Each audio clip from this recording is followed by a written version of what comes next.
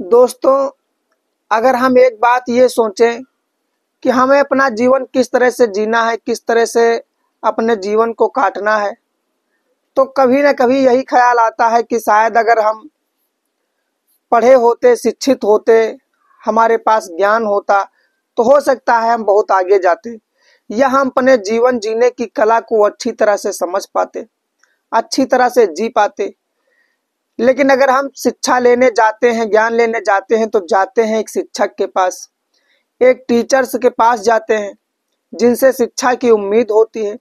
लेकिन ऐसे शिक्षक जो शिक्षा की उम्मीद को खत्म कर दें, आने वाले समय में आपके भविष्य को ही चौपट कर दें, आपकी जिंदगी को बर्बाद कर दें, आपकी इज्जत को तार तार कर दें। कुछ ऐसे भी शिक्षक होते हैं जो सारी जीवन, पूरी उम्र मेहनत करके समाज के होनहार बच्चों को आगे बढ़ाने का काम करते हैं। लेकिन उन्हीं में से कुछ ऐसे लोग होते हैं जो एक शिक्षार्थी की, ज्ञान अर्जन करने वाले बच्चे की जिंदगी को ही बर्बाद कर देते हैं। ये घटना सुनाने जा रहा हूँ आपको, तमिलनाडु से है। तमिलनाडु में एक शहर है कोलंबा, उस कोलंबा की ये घटना है। सुनेंगे तो आपका दिल दहल जाएगा, हैरान हो जाएंगे कि एक 13 साल की लड़की है जिसका बलात्कार करते हैं वो भी तीन तीन लोग। और जब उसका वो कम से कम 3 से 4 महीने की प्रेग्नेंट हो जाती है, तब जाकर के बात खुलती है किस तरह से उस लड़की ने उन जालिमों के नाम बताए हैं, किस तरह से उन जालिमों ने उस लड़की को सताया है, परेशान किया है, किस हद तक उसने दर्द झेला होगा, किस तरह से उसने अपने इस पूरे मामले को उजागर किया, किसने उजागर किया, कैसे खबर पता चली है ताकि उन लोगों को सजा मिल सके, उन लोगों तक पुलिस की कार्रवाई हो सके। अगर ऐसा नहीं हो पाता है तो उस लड़की के साथ बहुत बड़ा अन्याय है। तो नमस्कार, प्रणाम, सत श्री अकाल, आदाब। आप सभी लोगों का हमारे YouTube चैनल कौशल किशोर 1090 पर बहुत बहुत स्वागत है। कहानी को विस्तार से समझते हैं। तमिलनाडु में कोलंबा जो शहर होता है, वहां पर एक लड़की है जिसका नाम रंजनी है। रंजनी नाम है। रंजनी नाम की एक लड़की होती है, उसका माँ होती है, उसका पिता होता है। माँ, पिता और रंजनी 3 लोग एक घर में रहते होते हैं। इकलौती लड़की है और वो उसी शहर के छोटे से स्कूल में पढ़ाई करती है। अब किल वो कक्षा 7 की शिक्षार्थी थी, कक्षा 7 में पढ़ाई कर रही थी। पढ़ाई करने के बाद में जब घर से स्कूल जाती है, स्कूल से वापस घर आ रही होती है, एक दिन जब ये दिसंबर की 11 दिसंबर 2024 में ऐसी स्थिति का सामना करना पड़ता है इसको। जब ये स्कूल से घर आ रही होती है तो सारे बच्चों को छुट्टी दे दी जाती है और वहां पर 3 टीचर होते हैं, 3 शिक्षक होते हैं और इस लड़की को रोक लेते हैं और कहते हैं कि तुम थोड़ी देर के बाद चली जाना, तुम्हारा कुछ काम है, मैं तुम्हें घर तक चल करके छोड़ दूंगा। उसके बाद में उस लड़की को वहीं पर बिठाए रखते हैं वो लोग। सारे स्कूल के सभी लोग चले जाते हैं। जाने के बाद में उस लड़की के साथ जैसा भी व्यवहार करते हैं, लेकिन वो लड़की बहुत ही परेशान होती है और मना करती है। उसने सब लोगों को बताया भी कि मैं सबसे बता दूंगी, लेकिन उन हैवानों ने उसकी कोई परवाह नहीं की, उससे कुछ भी नहीं बताया। उस 13 साल की लड़की के साथ वो 3 शिक्षार्थी, जो 3 शिक्षक हैं और वो शिक्षार्थी उसके साथ में इस प्रकार से दरिंदगी करते हैं, इस प्रकार से टूटते हैं कि उस लड़की ने किस तरह से झेला होगा ये जब उससे रिपोर्टर घर पे पहुंचता है, जब उसकी प्रेगनेंसी के बारे में उनके माँ बाप को पता चलता है, तो वहां पर जब उस लड़की ने खुलासा किया कि उसके शिक्षक ही उसके जो रक्षक हैं, उसके जीवन को बदलने वाले लोग हैं, उन लोगों ने किस तरह से उसके जीवन को बदल दिया है, जब ये बात अपने माता पिता को बताती है, बात पूरे शहर में, पूरे क्षेत्र में फैल जाती है। जब मीडिया रिपोर्टर पहुंचते हैं तो जब बात करते हैं तो बताती है कि आज से कम 3 साल पहले से वो लोग हम पर नजर अड़ाए हुए थे। कई बार हमारे साथ ऐसी घिनौनी हरकतें करते थे, कई बार हमारे साथ बदतमीजी करते थे, लेकिन हमने उन सब चीज़ों को इग्नोर किया। मुझे नहीं पता था कि ये लोग यहाँ तक आ जाएंगे, ये लोग इस तरह से भी कर सकते हैं, यहाँ तक की घटना को अंजाम दे सकते हैं, हमारे साथ इतनी बड़ा दुर्व्यवहार करेंगे। लेकिन उन लोगों ने उसे झांसे में भी रखा और कहा कि मैं तुम्हारा एबॉर्शन करवा दूंगा, तुम्हारा इलाज करवा दूंगा, तुम्हें ऐसी कोई चीजें नहीं होंगी। और वो लड़की बताती है कि ऐसा उनके साथ कम से कम 5 बार किया गया है।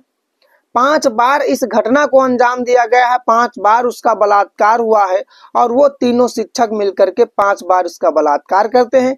जिस हिसाब से उस लड़की ने बताया, उस हिसाब से उन लोगों ने दरिंदगी की सारी हदें पार कर दी।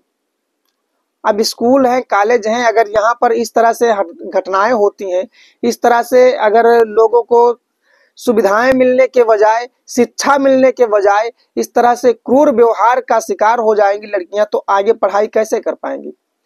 वहां पर तुरंत बात फैल जाती है, खबर फैलती है। खबर जैसे ही फैलती है वैसे वहां के एसएचओ और जो भी एसआई, सभी लोग वहां पर पहुंचते हैं और उस लड़की की एफआईआर लिखते हैं, पूरी तरह से उस पर कार्रवाई करने की कोशिश करते हैं। और 24 घंटे के अंदर उन तीनों लोगों को, जो लोग उसी क्षेत्र के कम से कम 10 से 15 किलोमीटर दूरी से हैं और एक दूर से हैं जो कम से कम 40 किलोमीटर दूरी से है, और वो स्कूल में ही रुकते थे और जो स्कूल में रहते थे उन्हीं का सबसे ज्यादा दोष पाया गया है।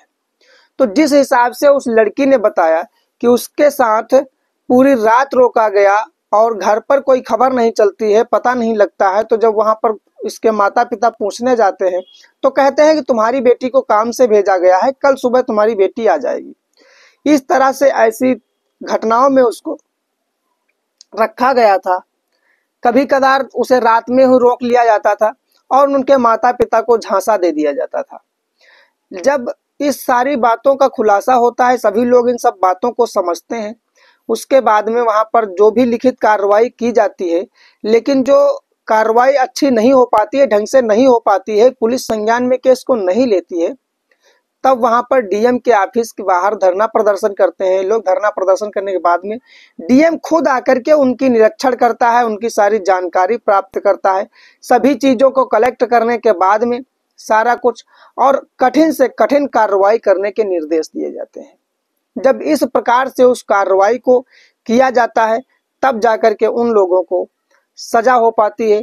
सजा में काफी उनके साथ जो भी जिस प्रकार से हैवानियत थी, पास्को एक्ट 376 और यहाँ तक कि अपहरण की भी धारा दर्ज करके उन लोगों को जेल भेज दिया जाता है।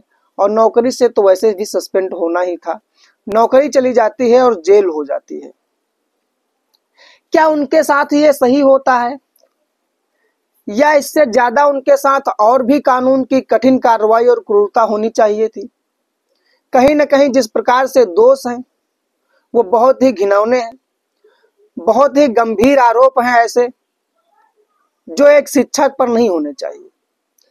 जिस प्रकार से शिक्षक जीवन बदलने के बजाय इस तरह से बदल देते हैं, उस लड़की के भविष्य को पूरा चौपट कर देते हैं, ऐसा नहीं करना चाहिए था उन लोगों को। लेकिन अगर उन लोगों ने कर भी दिया, ऐसी घटनाओं को अंजाम दे भी दिया, तो उनको अब जेल से बाहर ना निकाला जाए, क्योंकि दरिंदे जो होते हैं उनकी दरिंदगी कभी खत्म नहीं होती है। आज इसके साथ तो कल उसके साथ अगर वो बाहर आएंगे तो किसी न किसी के साथ भी ऐसी दरिंदगी और ऐसी हैवानियत कर सकते हैं, तो उससे बेहतर है उन्हें जेल में ही रखा जाए। आप कमेंट में हमें अपनी राय भेज सकते हैं, बता सकते हैं कि जितनी कार्रवाई हुई उतनी भरपूर थी या उससे भी ज्यादा उनके साथ होनी चाहिए, जितनी भी हो। लेकिन अगर हमारा वीडियो अच्छा लगता है तो आप वीडियो को लाइक कर सकते हैं, चैनल को सब्सक्राइब कर सकते हैं। रोज रात 8 बजे आप लोगों को इसी प्रकार से घटनाएं, इसी प्रकार से कहानियां सुनाते रहते हैं। जिस प्रकार से घटना को मैं जान सका उस प्रकार से आप लोगों को घटना सुनाई, आप तक पहुंचाई। तो कल रात 8 बजे फिर से एक नई घटना में आप लोगों के साथ शामिल होंगे। तब तक के लिए आप लोगों को बहुत बहुत धन्यवाद।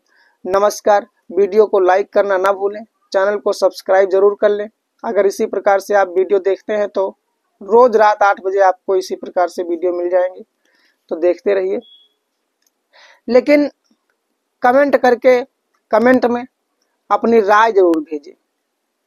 अगर आप कमेंट में अपनी राय भेजते हैं और वीडियो को लाइक करते हैं, कमेंट करते हैं, तो हमारा हौसला और बढ़ जाता है कि आप लोगों के लिए अच्छी अच्छी घटनाएं और अच्छी अच्छी कहानी ला करके सुनाते रहें। और जो घटनाएं, जो आरोप लोगों पर हो रहे हैं, जो चीज़ें ऐसी हो रही हैं, उन पर ज़रूर आप लोगों का संज्ञान डालते रहें, ताकि आप लोग समझते रहें कि कैसे कैसे लोग इस दुनिया में हैं, कहाँ कहाँ पर हमें सतर्क और सुरक्षित रहने की आवश्यकता है। हमें कहीं भी अपनी सुरक्षा के साथ कोई खिलवाड़ नहीं करनी है। मिलते हैं कल रात 8 बजे एक नई कहानी में, तब तक के लिए जय हिंद।